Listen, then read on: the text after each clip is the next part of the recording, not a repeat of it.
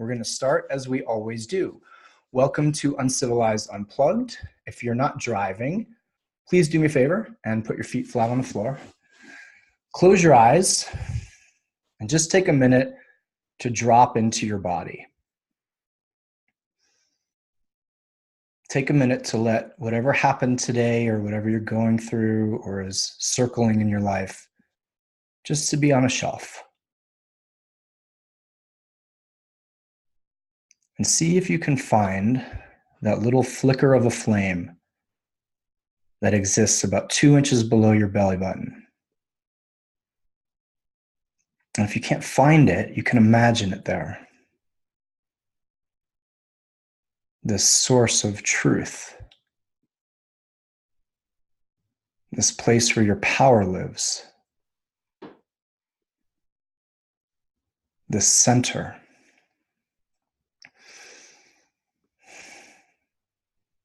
Feel into or imagine warmth from this area running down your legs, running up your spine, over your skull, and down through your chest and down your arms.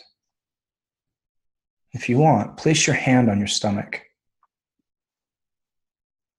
and breathe into it. When you inhale, push your stomach out against your hand. When you exhale, pull it in.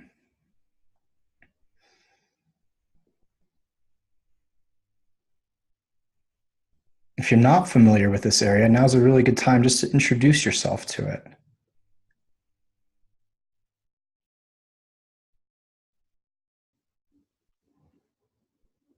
And take your other hand and place it on your heart. And feel the difference in the sensations between the two areas.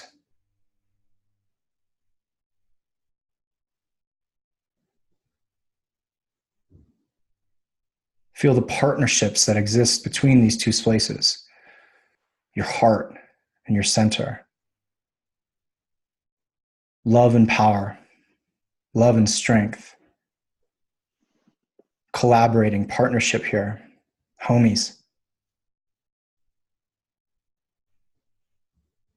Perhaps masculine and feminine, perhaps yin and yang.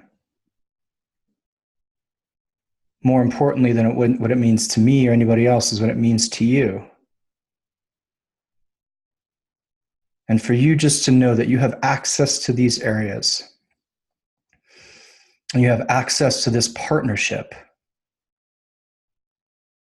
anytime and all the time. And all you have to do is take a deep breath.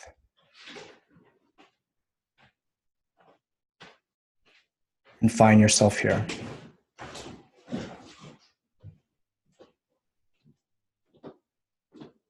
Drop your hands down into your lap. Couple more breaths together. Breathe out anything that's going to keep you from being present on the call.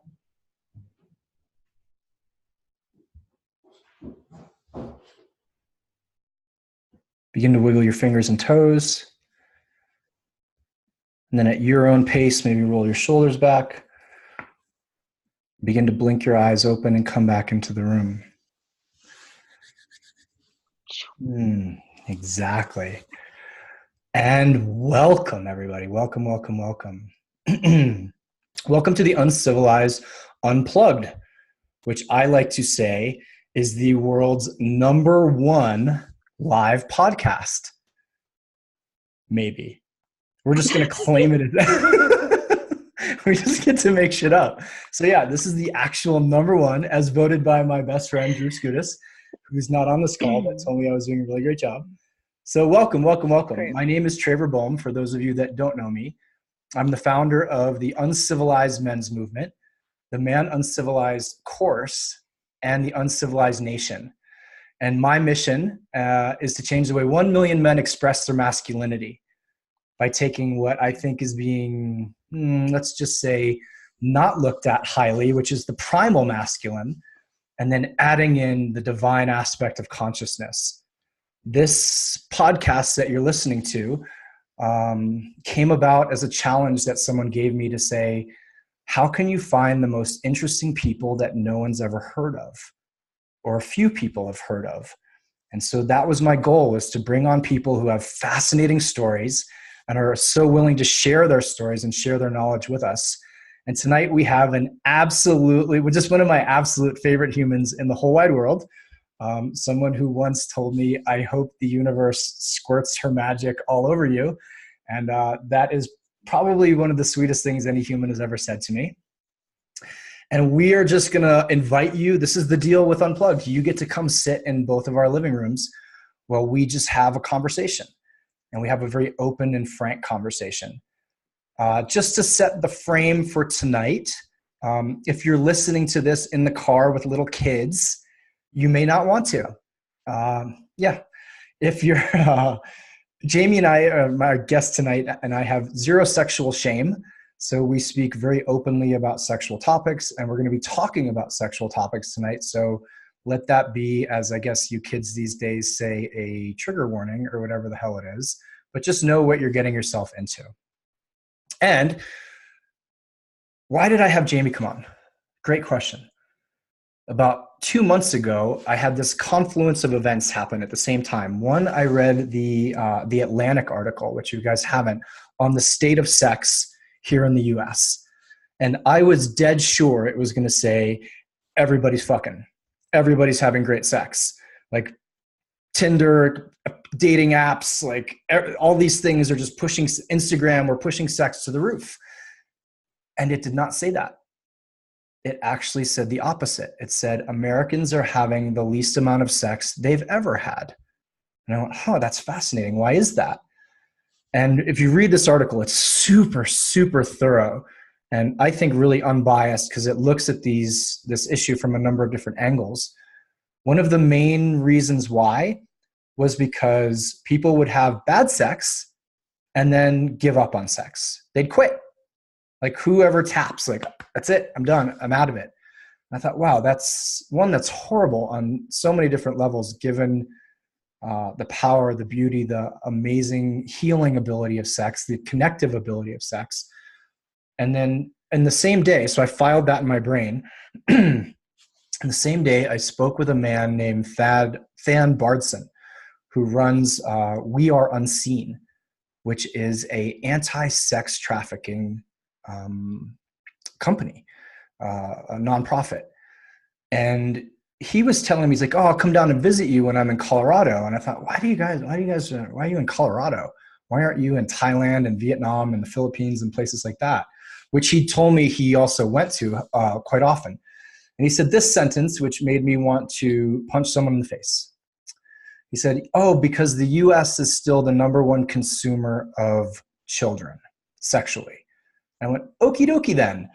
I need to take a deep breath and go outside and then come back inside. And I thought, to those 2 points in my head were circling each other, and thought, okay, if we keep sex in the shadows, if we don't talk about it, if people aren't comfortable with it, it will still be consumed, it will still be had, but it'll be had in the shadows. And that's not just for men, even though that's one of the ways we go, is prostitution and unfortunately underage sex. And with women, it's going to go a different way, but none of it's healthy. None of it, it's like, here are all the great things. And for those of you who can't see, my hands are up high. It's in the light. And here's where it exists. This is what we see when it's kept in the shadows, right? Americans are having less and less sex, but yet we're spending like $1 trillion a year on pornography. So, what do you know? So let me please with that lovely lead in, let me please introduce our guest for tonight. One of my favorite humans in the world, who I said every time we get together, we end up like, hey, you want to have a 10-minute conversation? And 3 hours later, there have been tears and laughter and hugging and openness and just completely just some of my favorite conversations in the world. Ladies and gentlemen, Jamie Thompson. Jamie, welcome to Unplugged. Oh, we can't hear you. I think did I mute you? Hold on one sec. Oh my goodness. Talk about, did that work? Wait, there we go. Oh, Hi. okay. Hi. Okay, Sorry about good. that. We were playing with Here the we are. mute button together. Great. Okay. It's so great to be here. And thank you for there's a lot of gravitas in what you just Mm. said. And I feel like often, you and I end up laughing, and we probably will at some point in this Oh yeah, we will. We conversation. will. Yeah. And I think it's also important to remember how much this conversation matters. That Mm. that sex isn't just a novelty that Right. we get to enjoy on occasion, if everything else is going well in our life. It's Mm. actually a way to transmute consciousness, and it's actually a way to wake up, Mm. and it's a way to become more healthy integrated human beings, such that the things that you're talking about, of like the culturally repressed shame shadow, Yeah. isn't coming out in these unconscious ways. Right. So it has me be in a lot of reverence Mm. for this conversation in this Yeah. moment. Yeah. Yeah. Yeah. Jamie, can you tell people? I know I ask you in the most like masculinely structured way possible of before on the calls, like Jamie, what are you building? Like, can you can you just tell everybody a little bit about you, what you do, and really what inspires you? Absolutely. I'm really passionate about waking the fuck up. Mm. And one of the ways that I see of doing that is supporting people in harnessing and activating their life force energy Hmm. through bringing consciousness to their erotic life, Mm. such that people end up having a gourmet, earth shattering sex life and soul quenching intimacy.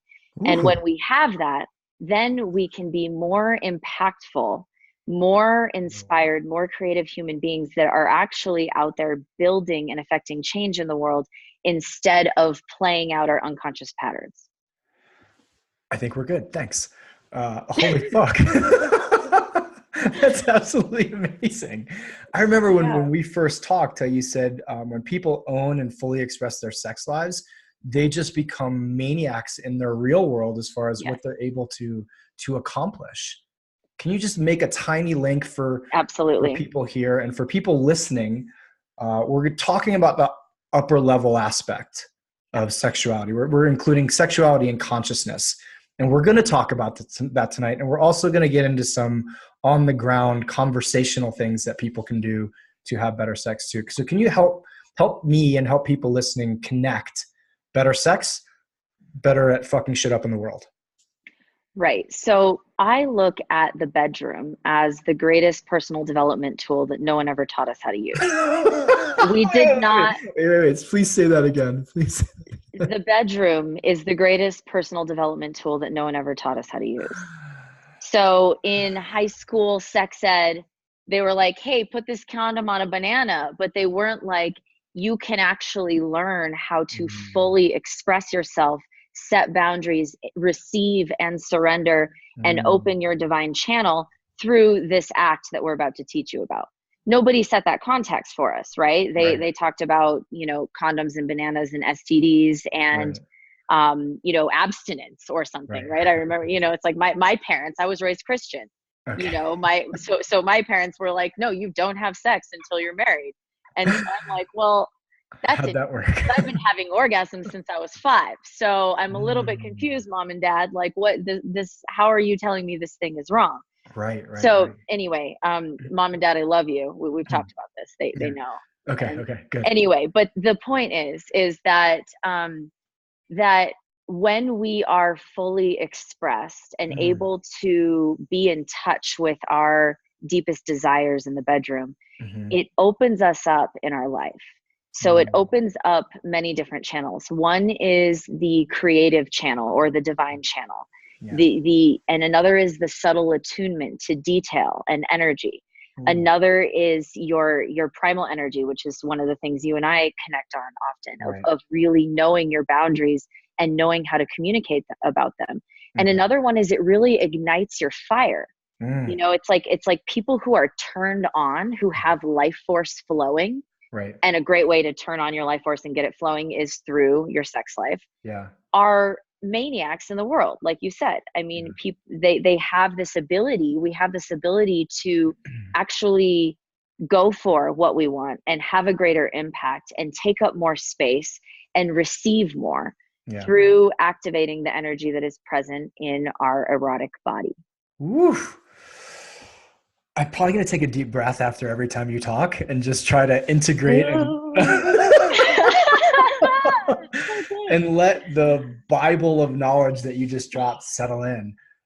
You said a great term that I would love to dissect and open a bit, which is full expression with sexuality. And we're going to talk on this call heteronormatively, and that I'm going to assume from my perspective that the masculine in this case is the man, the feminine is the woman, but we can switch that 50 different ways and say, how can you just talk about full expression of sexuality of the feminine? And then let's just wrap a little bit together about how men can both facilitate that, create a space for that, and then hold space for that. Yeah. Because you and I talked last week of, I remember the first time a woman cried when we were having sex. And this was pre-enlightenment. And I was like, oh, fuck, this is not good. I've either hurt her or she's upset or I did something wrong and I want to get the fuck out of here as fast as possible. This was a number of years ago for people listening. And because no one had ever said, right? And maybe at the time I was 19 or 20, but no one ever really said that ever. It wasn't until, 5-6 years ago when I really took a deep dive into consciousness and sacred sexuality that it was explained. But please talk to me about the full expression and then how we as men and women facilitate for each other. Amazing. I love this. I love this question so much. Okay, let's talk about things that are a part of the feminine, pleasureful, orgasmic experience. Please. Moaning. We know that, right? We all know that. That's what happens in porn. So that probably means that's what means a woman's having a good time, right? Gotcha. Yes. And we're going to yes and that. Okay. So crying, speaking other languages, having downloads coming in that are about past lives or things that seem completely unrelated to the sexual experience, screaming, actually getting angry at you. All of these things can be included in the full range of the feminine expression in orgasmic states, especially when you are reaching some of the deeper cervical orgasm. I mean, like in cervical orgasm is specifically when it starts to get a little bit like, stranger than fiction here, right? Like things get a little bit different often in the experience of cervical orgasm because you've actually penetrated above the heart. The cervix is actually the gateway into the heart in your anatomical reflexology in the yoni. So as you penetrate the cervix, and if you're pushing up against that, oftentimes women will have experiences that are mystical. There will be things that happen that don't make a lot of sense. And to the masculine, who is very linear and likes things to make sense, this can be like, I don't understand it, therefore it's bad, and it can be shunned. And for women growing up in a primarily masculine society, oftentimes we don't have permission for this. We don't have permission for the full range of feminine expression the way that we did in tribal days. So that primal energy of like being able to like growl or express or just, some of the things that might seem like that, the darker side of feminine orgasm is there's not a lot of permission for it, and it's not really explained. And so we sort of limit ourselves to what I would call an imitation of porn, or an imitation of Hollywood, or we think our sexual expression needs to look like something that we've seen, and we don't have very good role models. Any role models. Where are the role models in this area, right? So it's like I think it's like women can learn to give ourselves more permission for this, and men can learn to hold space for that. If something doesn't make sense to you, it probably means that it's something really amazing and you just haven't experienced it yet. For sure. So like changing the frame in our sexual experience to have a lot more permission for one another. How do you speak to women about giving them that permission if they're coming to you as a client or if they're coming to you as a friend and it's not their male partner? If they're the ones who are initiating this conversation, because I have found that in just about everything in life, it's women who are initiating the conversation now. Hopefully that will change. How do you give women permission to fully express themselves in that way? Or what's that conversation like? Are you talking about how I support them in having permission to have this conversation with their partner, or how I support No. them in just initially giving themselves more permission? Yeah, and initially giving themselves full Uh-huh. permission to say, oh, wow, I'm allowed to roar. I'm allowed to moan. Mm. I'm allowed to scratch and bite and kick and squirt and snot and cry and do all the things. How do you Right. have that conversation? Well, I think it's interesting because oftentimes I end up holding a space where I lead by example, show people more of a full range of expression. And give people, I like to give women exercises of exploring their shadow or their ugly side or the things that they think are flawed about themselves, or whatever it is that Mm, they think about themselves is too much, mm, and really bringing a loving presence and a deeper wisdom to the beauty that is actually contained in these parts that we think are unlovable or undesirable. So a lot of my work, I mean, not a lot of my work, some of my work is based in Jungian psychology, which is the study of the shadow and then the golden right, shadow. right, right. And so oftentimes our power and our beauty is tied up in these aspects of ourselves that we think are not worthy or that aren't lovable. And, so, I mean, just to give a couple examples of things that people, just the headline of things that people can try Yeah, if there's please. women listening into this call. One is, I mean, just absolutely, getting naked in front of the mirror and actually taking a moment to really just look at yourself and witness all of you, I mean, witness the freckles and the imperfections Mm, and the wrinkles and mhm. the cellulite and the fat rolls in the stomach and that like weird spot where it's like I have a wrinkle over my kneecap. Like that wasn't there when I was 22. I mean, it's like, but actually just looking at these parts of ourselves and witnessing them and being with them. And then Mm, the kind of bonus round of this is actually taking that into a self-pleasure practice where you literally pleasure yourself and get off to the flaws, the things that you don't like about yourself. You can also do this with character and personality flaws, like, I don't like that I'm controlling. So like actually pleasure yourself and bring yourself to an orgasmic state yeah. about the thing that you don't like about yourself. So that's kind of one of the ways that I've found to bring out of the shadows some of these aspects of ourselves that we don't like. You can do this with fantasies and desires. There's this idea that if I have a fantasy that is like something wrong that I probably wouldn't share on this Zoom call right now, but if I have a fantasy like that Uh-huh. that that means that it's happening in real life, and that's not okay. But Yeah. actually fantasy is one of the ways that we exercise our demons in a healthy way if we can meet it with love.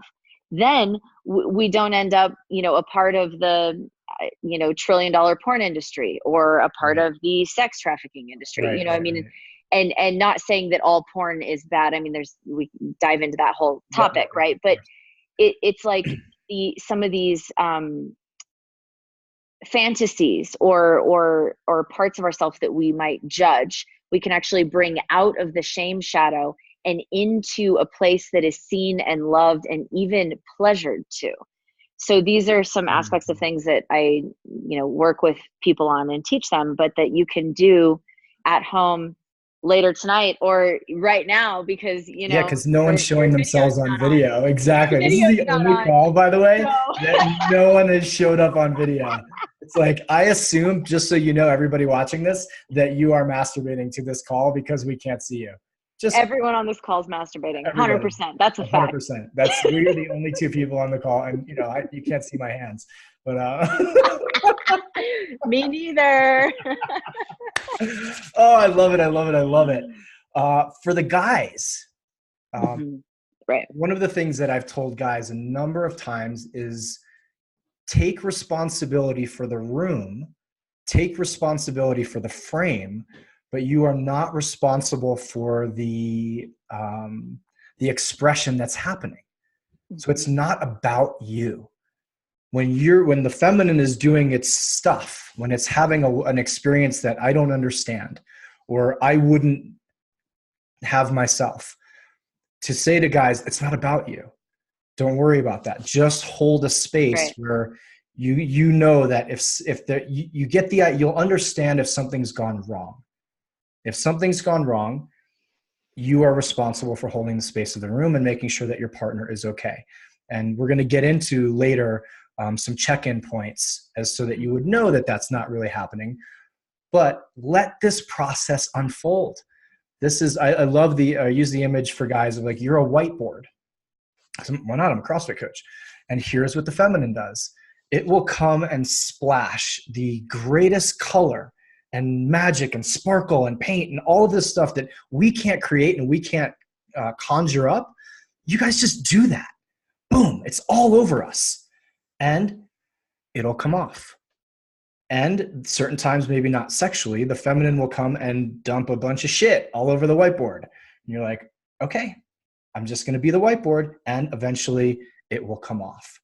And so you take the same attitude and the same approach, which is I'm going to be the center here.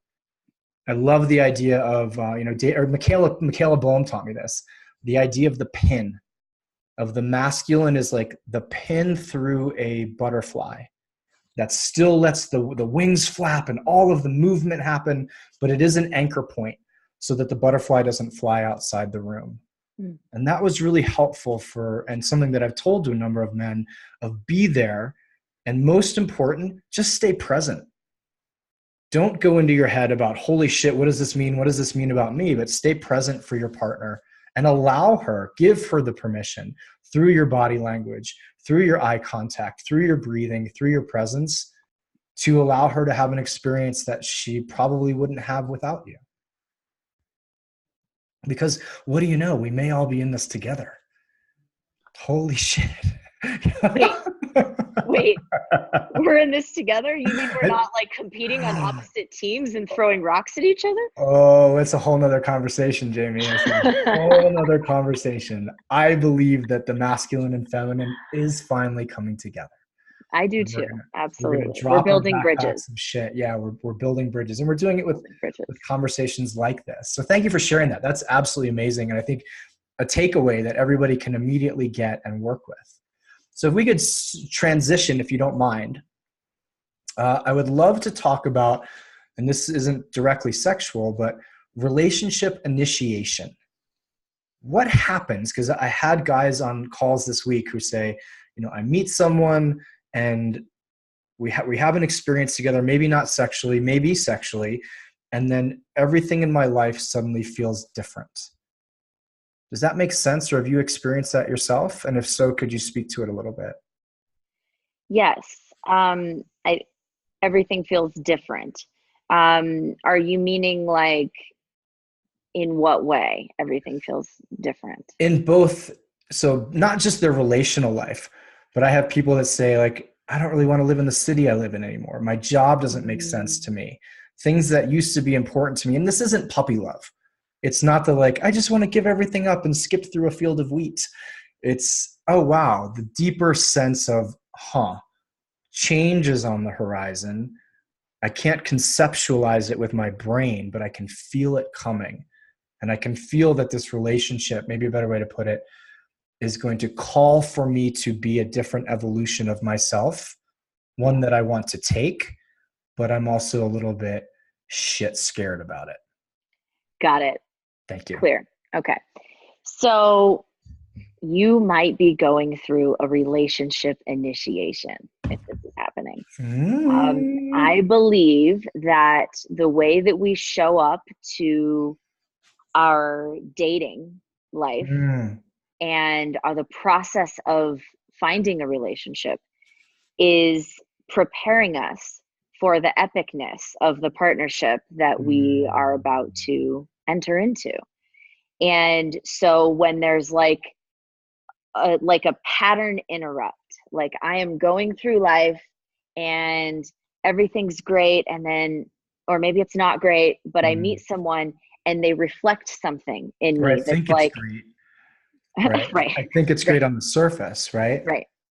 And then something deeper is being asked, something deeper is actually Mm. being initiated, and this person is reflecting exactly the place that I might need to clean up in order to Ah. up level into the relationship that is coming towards me.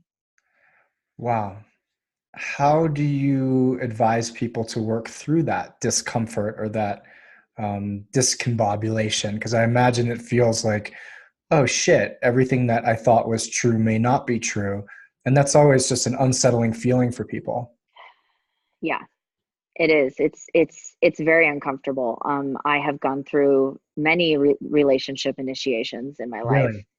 and I'm in the kind of coming out of one Okay. at this time, and my embodied experience and also studied experience with Hmm. this and in working with people going through this process is that whatever you run away from chases you, and Fuck. whatever you face fully respects your Mm. facing of it.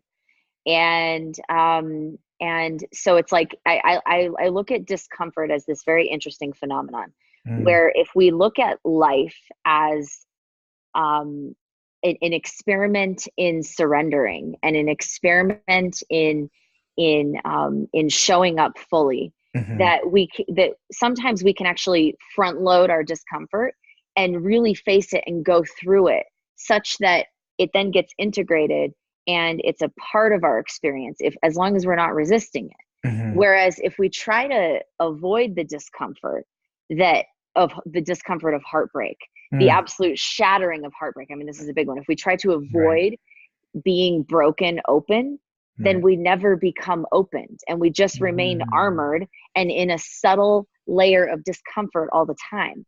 Where Wow. if we just let ourselves break fully open and just say, okay, okay, love, ravish me. Just Mm. just just take me. Okay, I'm Mhm. here. Then it in that process, we actually shed the layers of armoring that were causing the subtle discomfort in the first place. The part that breaks is our ego. The part that breaks Mm. is the part of us that isn't real anyway. The part that breaks is the part of us that is ready to be upgraded. And what remains is the truth. What Right. remains is this beautiful, radiant expression of love that has passed through that eye of the needle of allowing itself to be broken. And I believe that that is one of the most sacred processes of partnership initiation that exists.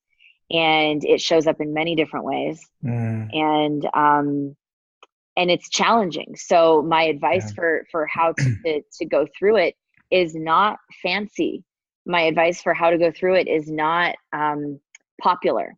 because but it's what works. It's Right. what's real, and that is actually facing the feeling and feeling the things that we don't want to feel, Yeah. and even inviting it. There's a way that it's like in every moment, like like the tantric practice of embracing heartbreak and discomfort Mm. in relationship is to fully welcome it as part of the human experience Right. and really surrender every part of ourselves to it. Like, I mean, to give you an example, Mhm. me laying on my bed for 2 hours in heartbreak, just continually inviting it deeper and Mm. deeper and deeper. Like, break me all the way.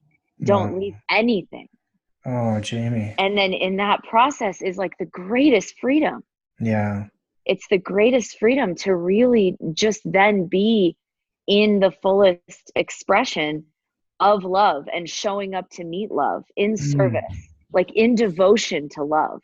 And then it's like my feelings of discomfort, it's like, you know, it's like watching them from a witness place of like, yep, this is all part of the process. And Wow. there's a joy in it. There's a real joy of really being, of feeling ready for partnership in letting yourself break in that way. And mind you, this experience that I'm talking about of heartbreak was kind of like a final, like, it's like if I had in my years of work on myself of like, Yeah. you know, 12 years of working on myself deeply in, you know, somatic arts and trauma release and sensual embodiment and, you know, quantum physics and all of the different things I've studied. It's like in all of those years of work, I feel like I had penetrated 22 of the 25 layers of heartbreak. And those last 3 layers were the most challenging, but all the work and the resistance and everything that I had put in until that moment was necessary in order to get to the place where I was ready to actually be fully broken open. Wow. I didn't know that that was going to go there. So. Thank you so much for sharing that. That was fucking beautiful. It's just, yeah, it's so beautiful to hear it and to feel it coming through you of what you're saying. Just the honesty and the vulnerability is absolutely breathtaking. So thank you. You're very welcome. Wow. That was magic. Can you speak a little bit, since you are speaking about vulnerability and surrender, about how people can bring that level of both? And let's throw in sacredness as well, because I think that word, even though it gets thrown around lightly, I don't throw it around lightly, especially in the sexual realm. How can people bring, both men and women, even though, go figure, not a lot of dudes are on this call, but I celebrate the ones who are and know that they'll be listening.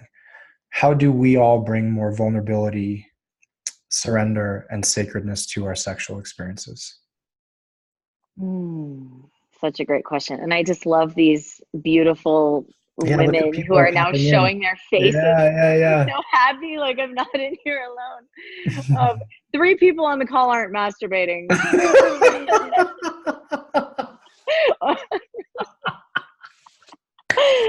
I love it. We got to throw some humor in this. Talking about heartbreak and vulnerability. So bringing vulnerability to sex. I think the key and like an easy, well, not easy, but the starting point with this is in becoming fully aware of and giving full permission to ourselves for all of our sexual desire. So I believe that our true desires, like our deepest desires, are one of the most vulnerable places that we can go in intimacy. And it's not the part that's like, oh, this is what I think they want, or this is what I think I should be. It's the truthful, deepest, most vulnerable desires that we have. And I think that's a great way to bring vulnerability to sex. And you and I talk about this sometimes in our calls that we're always like, this should be recorded. One of the things that we talk about often is how there's false vulnerability, and then there's true, real, raw vulnerability. And we know the difference in our experience, and we know the difference when someone is bringing us false vulnerability as well. So there's a way of like, vulnerability is kind of hip right now, and I think a lot of people are faking it, and I think that we're just doing ourselves a disservice if we're doing that. And really diving into what's true for us, and then sharing it in the moment can be a really vulnerable experience. You know, I'll just go with a personal example here with this. Please. There was a moment in opening to my current lover in where we hadn't yet had intercourse, and I was in a place of really being in, you know, we throw around the word sacredness, right? I was in a ritualistic tantric practice of deepening my own experience of my sexuality. And I was like on a sex cleanse for about 4 months. And when I opened to a man again for the first time, it was intense. Like there was a boundary in my body and a level of slowness that was greater than what I had experienced in the past. And so for me, I mean, I'm a sex coach. I'm supposed to just be like cool with everything, right? No, not necessarily. And so for me in this moment of about to enter lovemaking with someone for the first time, it was like there was a buildup and it was like clear that's where it was going. And I was just like, I don't know how to say this right now, but I'm experiencing a lot of boundary in my body and I just want to name it. And it's like, I'm feeling like I'm not ready and I want to slow down. And there's another part of me that really wants to dive in with you and thinks that I should be ready. And I'm not. And that's what's true for me right now. And we stopped and we just like slowed down and we laid there for a few minutes, you know, and he was like, well, thank you for sharing. You know, and there was, I could tell there was a part of him that didn't quite know how to be in this situation. And then there was a part of me that was like going to caretake and tell him how to be there. And I was like, nope, good. I'm just going to be with where I am right now. And he showed up because he had the space to show up. I relaxed into my feminine. I didn't tell him what to do. Right. You know, I was just there and it ended up being this beautiful unfolding of a very sensual experience that didn't actually move to intercourse that night. Right. But it was like, and then when we did move into intercourse, it was amazing. And I was fully ready and everything was online and it was great. And it took me some time. And so vulnerability shows up in many different ways for different people. That's how it showed up for me in that moment. And it was really just naming what was true for me and being in the experience that I had in that moment and letting him have his experience in that moment. And then he ended up sharing what that was like for him and like some past thing that brought up. And we had this like really deep conversation based on this naming of a vulnerable truth. Gorgeous. Thank you for sharing something personal. And I think shedding light on a conversation that doesn't happen very often at all, especially in a pornographized culture, which like I'm pretty sure that the way to get a woman, no matter where she is in the entire spectrum of her life, ready for sex is just to have the plumber come over. And it's like, boom, she's good to go. So why wouldn't it be that if someone who we haven't had a lot of conversation or haven't even communicated that, wow, this hasn't been a part of your life for a while, or it hasn't been a part of my life, here we're going to go from 0 to 12 in about 15 minutes, when that may be a process that needs to happen over the course of a couple of days. Well, I mean, this was like, I mean, we had been seeing each other for a little while. Mm-hmm. And it just hadn't actually gone to this. Like I surprised myself. Like I thought I was ready. Yeah. You know, and it's just so interesting to really be in this conversation of the nuance of the moment and be in tune with ourselves in such a way that it's like, oh, I thought I was ready and now I'm not. So I'm not going to bypass that. Yeah. And, you know, I love myself too much and I love this connection too much to do that. Can you shed really quickly of where the difference was with where was ready and where was not? Was it your mind and the shoulds and the heightened energy and the excitement that was ready and just your body that wasn't? For the logical species that's listening to this, can you help us sort through that? Yes, to the logical species. Yes. Okay. Man talk. Yeah. So it was like my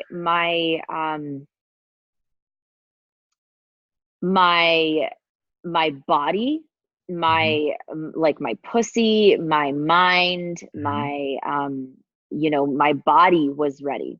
My heart was still going through some stuff. Like my heart needed like to be held in the know. And then it was ready. Yeah. Yeah. One of my own personal journeys has been this fascinating realization that my heart and cock are actually homies and that they communicate. And having like, it's really fucking inconvenient. Remember your 20s when you're like, wow, what do you know? You guys are like on two separate parts of the planet. But now they send emails and they sometimes fuck things up. Anyway, so yeah, mine are in like a constant telephone conversation. Like my pussy and my heart are literally so connected that it's like, okay, guys, what's the verdict? You know, it's like a jury, right? You gotta get it's the whole jury to your weigh in. divine counsel. Yeah, I can just see Yeah, them like the floating above your pussy and your divine heart. jury. Yeah. I love it. That Oh, would be a whole nother conversation. Maybe we do a a whole part nother two one. of this. I think we do. Talk about This was heart fun. genital connection. Because while I Yes. joke that it's inconvenient, it's really not. Right. What it means is, okay, cool. Let's actually realize that and for men listening to this, that means all of us, that there is a heart cock connection that we're probably dissociating from or bypassing or pornographizing so that we don't have to bring the two together. But if we want to go to the next evolution of all of this, of not just relationship, not just sex, but conscious creating and co-creating, that those two better be, that you better be on Jamie's counsel. So you used a word that made my like boop flag go up, which is sexual attunement.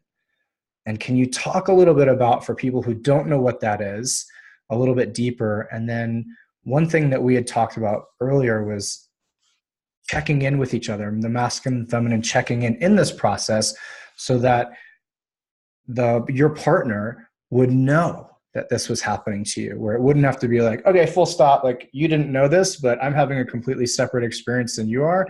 And so while you're all go, I need to slow things down. So can we talk about sexual attunement and some checking in? Yes. Yes. So I'm going to talk about this in two ways. To the feminine beings, um, how we can actually help our masculine counterparts become more sexually attuned is through the gift of language.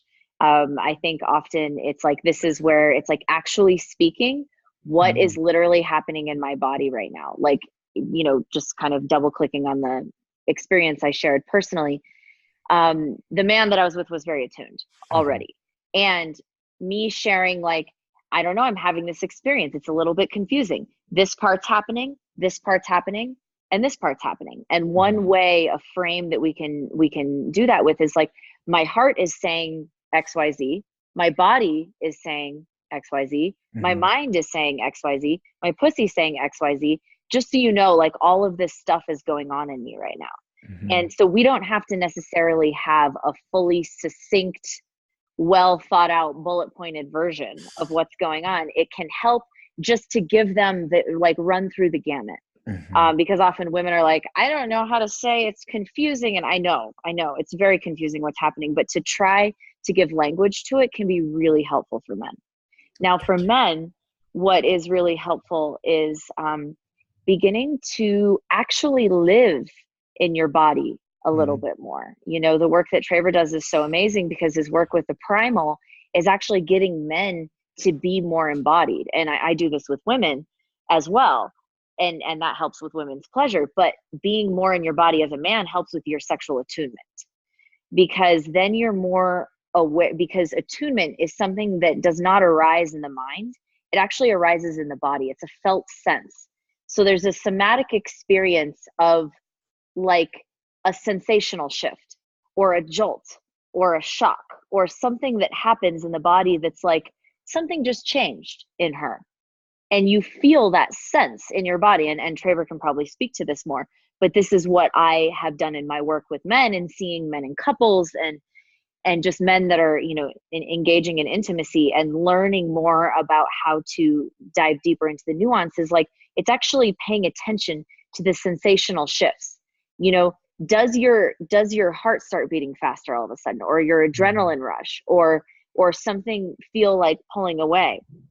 And are you noticing her, you know, picking up on her doing that as well? I mean, the visual cues can be great as well with, you know, I mean, is she pulling away? Is she smiling? Is she turning her head away? Does it feel like she's somehow trying to get away from you? You know, or is she turning towards you? Are there suddenly tears? You know, is it now, and then checking in about those things, because tears might mean like, oh my God, I'm opening and this is amazing.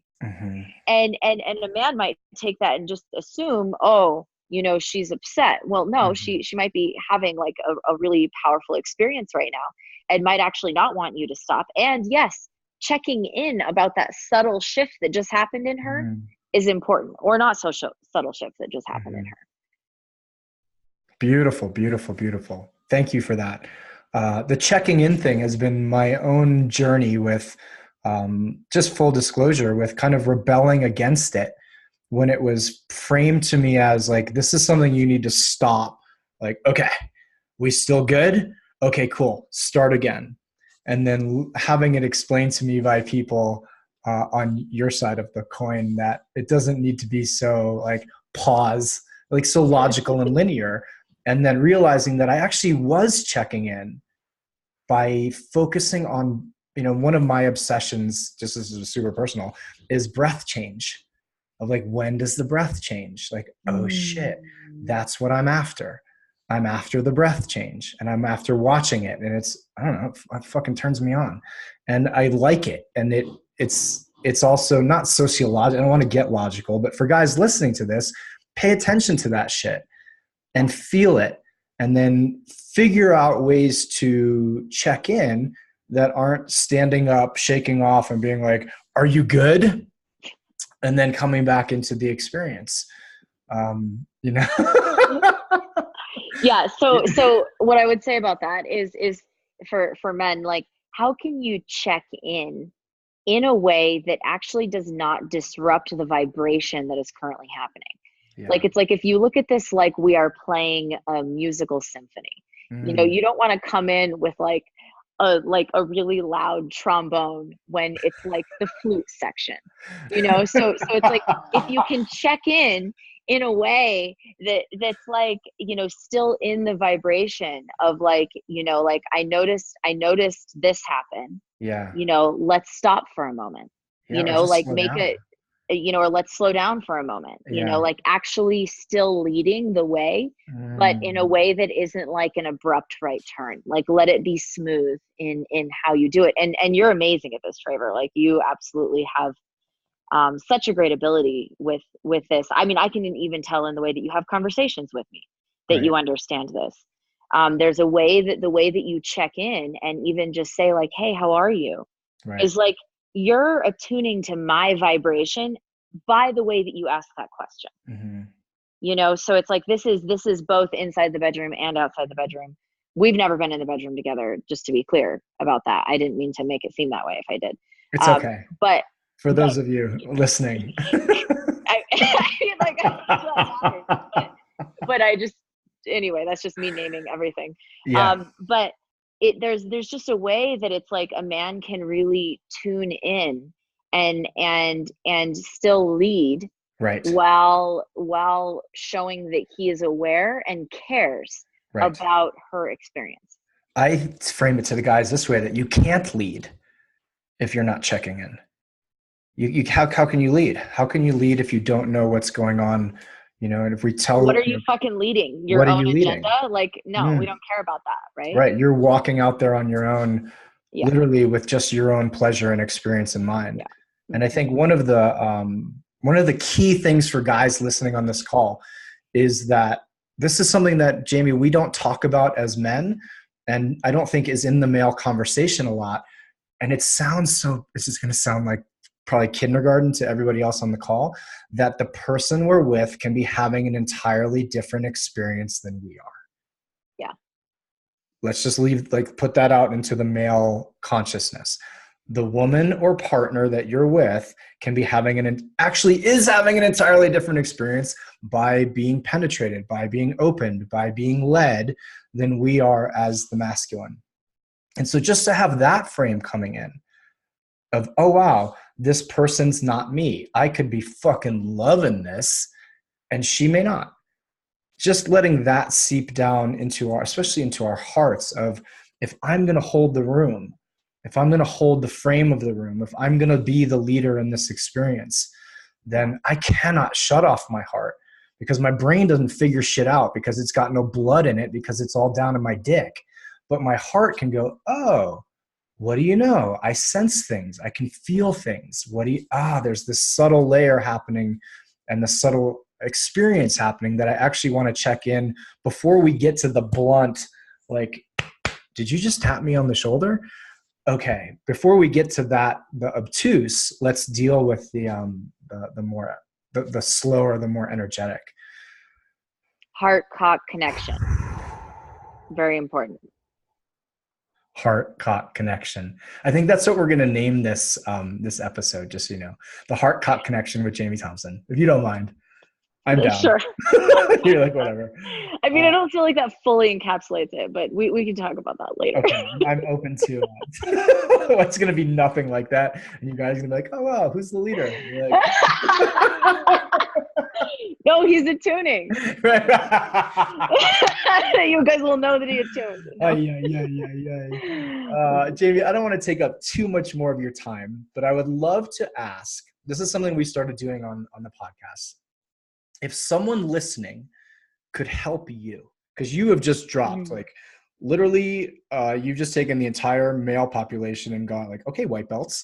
Now you are solid blue belts. If you just listen to what she said and apply these three things, and to the female population, I imagine you've given some helpful experiences as well.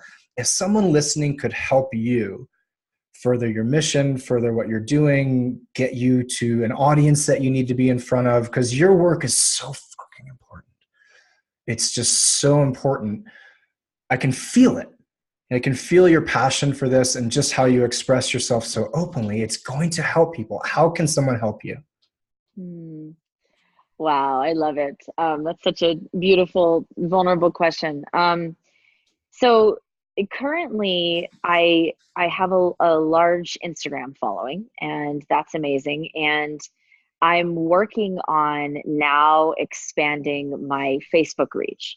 And so I'm beginning to put more attention there, in going live more, and just posting there more, and really wanting to engage in conversation there because it feels more personal than Instagram. Okay. So I mean, if anyone on here liked this conversation or thinks that this conversation would be valuable for other people to be a part of, this is the conversation that I want to be having more often. And so Facebook is one place that I do that. So for people listening, follow me there. Can you spell out your Facebook page? I posted it for everybody else who's not masturbating on the chat. But for everybody who's listening at home, Jamie, how do people find, let's just transition into that. How do we get more Jamie in the world? Okay. More Jamie in the world. So my Facebook is, facebook.com/Miss, MISS, Jamie, JAMIE, Elizabeth, ELIZABETH, Miss Jamie Elizabeth.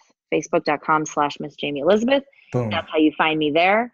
And that's more up to date. My website is like something I had someone create 3 years ago, and but you can go there. It's JamieElizabethThompson.com. Jamie Elizabeth Thompson, THOMPSON. And then I also have Instagram, which is @holistic sex coach. Beautiful. And I have a program coming out. Should I share that? Is this... Yeah. Of course. Like, I want the world to have more Jamie. Okay, great. Okay. I have a program coming out that is actually for women, a course that I'm very excited about. It's called the Erotic Muse, and it's a way for women to dive more fully into the multifaceted essence of our full erotic nature and become a muse for ourselves, such that we are our own greatest inspiration, and really get in touch with all the different layers of our sensuality. And so I have 4 different muses, and they're based on the 4 elements. And each week we take on a different muse and learn how to more fully embody that particular part of our erotic expression, such that we are more radiant and vibrant feminine beings in the world.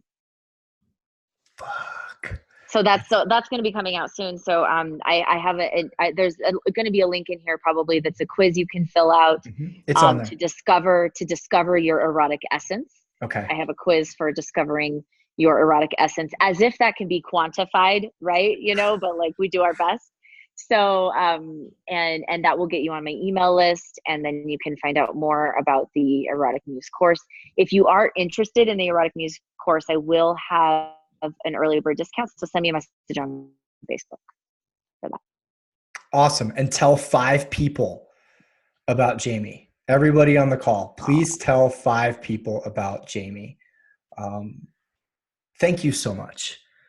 Please let me acknowledge you, not just for the work that you're doing with people, but just for the position that you still hold in my life as someone who I know I can go to with any topic. And I'm going to get both your heart and your brilliant mind together. And so many times, not only have you been generous with your time with my men's groups and with them, but just with me personally, and then in my own relationships, that's reflected.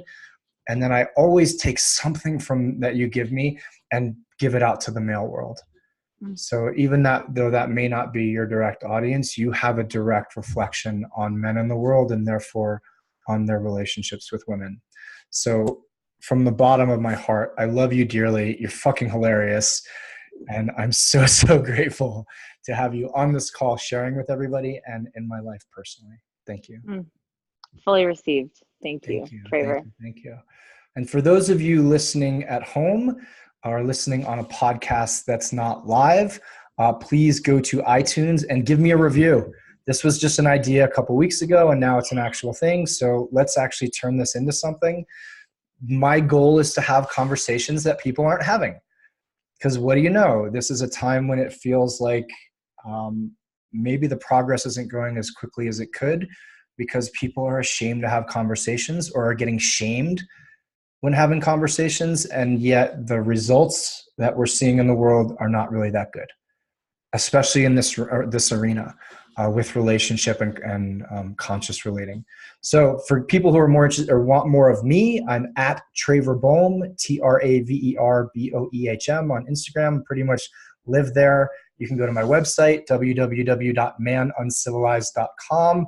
And you guys, I am about 3 chapters away from finishing a book for men, which is going to be fucking rad. And I was told by the editor / pseudo publisher, I will have a copy in my hand in 3 weeks.